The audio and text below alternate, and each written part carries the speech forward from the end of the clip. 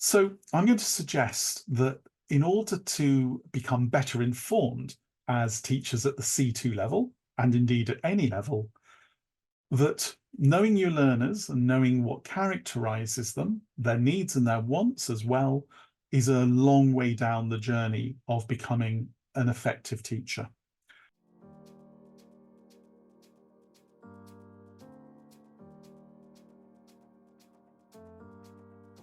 Hi, I'm Hedvig from Gallery Teachers. Welcome to our channel. If you are an English teacher or considering becoming one, make sure that you subscribe to our channel and hit the notification bell for our weekly TEFL teaching tips. Begin with a question. And that question is, have you ever taught C2 before?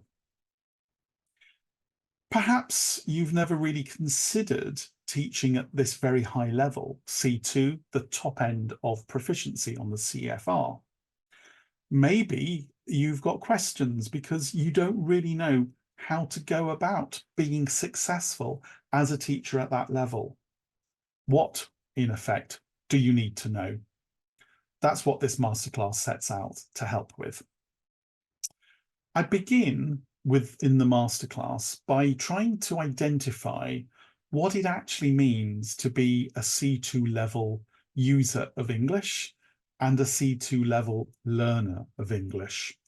And I do this by making quite a lot of reference to the CEFR, the Common European Framework of Reference. However, we all know as teachers, not just at the C2 level, but at any level, beginner, elementary, intermediate, when we've got a group of 15 students, and I use that number because that's what I happen to be most familiar with, that they all come to the classroom with different interests, different needs, and different wants. And that'll be true of the C2 class as well as the A1 beginner class. So how do we go about negotiating the opportunity that exists in terms of those different needs and wants? Now, if you've taught business English or ESP, English for specific purposes, you're almost certainly familiar with the idea of the needs analysis, although I extend it in the workshop to also not only look at needs, but also wants, the needs and wants analysis. Because I'd like to suggest that if we take this out of the one-to-one business ESP space and we move it into the general English classroom, undertaking some kind of needs analysis, which I think informally we all do anyway as we get to know our students, will enable us to have a much better understanding of the shared needs and wants of the group, plus the individual needs of the individual learners that you have in front of you. The student who wants a bit more help with writing, the learner who needs a bit of guidance with their pronunciation because they are so difficult to understand.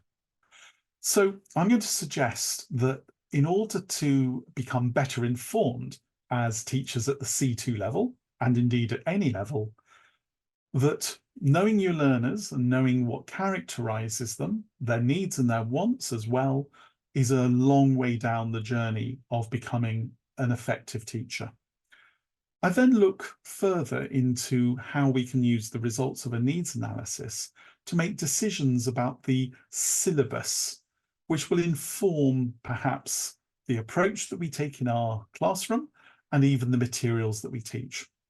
In the masterclass, I'm going to look at two, there are more, but I'm going to look at two main syllabus types, the analytic and the synthetic.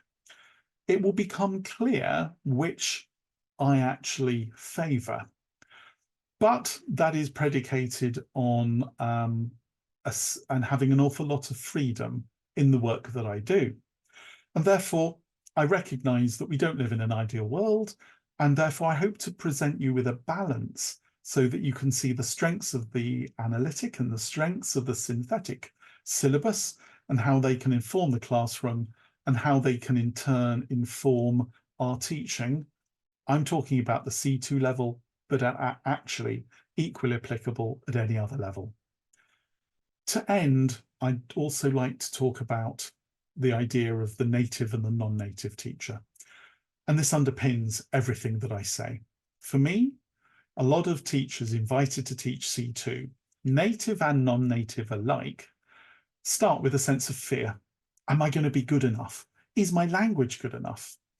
I want to reassure those of you watching who, unlike me, didn't accidentally get born in the UK and therefore be born as a native speaker, that yes, of course, language level is really important, but there are so many other characteristics of a good teacher that override an accident of birth.